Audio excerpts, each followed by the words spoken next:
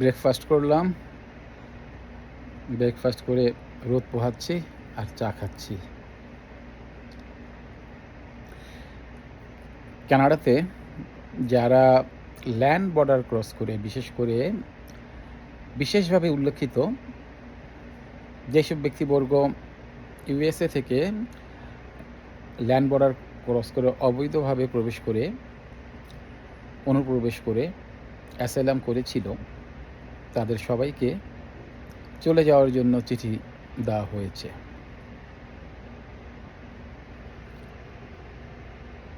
চিঠিতে কিন্তু স্পষ্ট করে বলে দেয়া আছে অবশ্যই চলে যেতে হবে।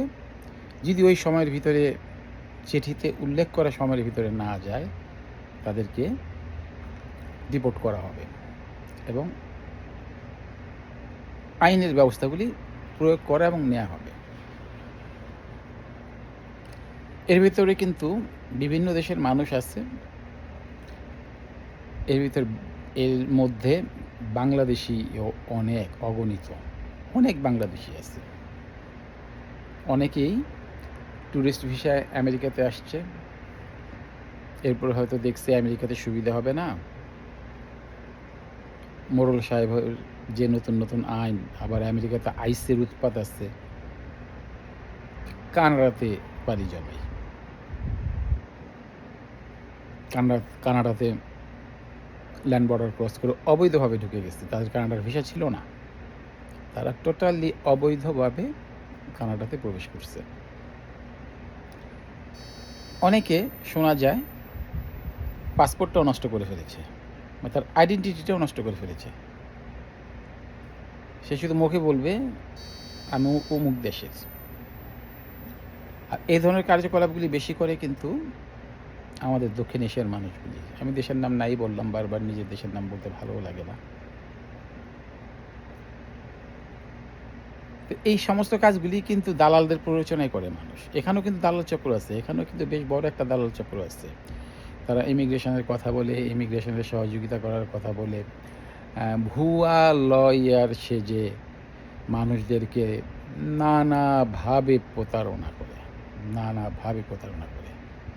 চিন্তা করা যায় না।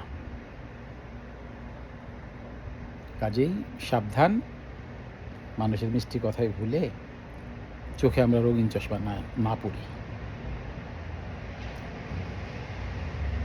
স্বাভাবিকভাবে যারা অ্যাসাইলাম করে এর অর্ধেক এমনি বাতিল হয়ে যায়, যেগুলি জেনুইন, 100% জেনুইন।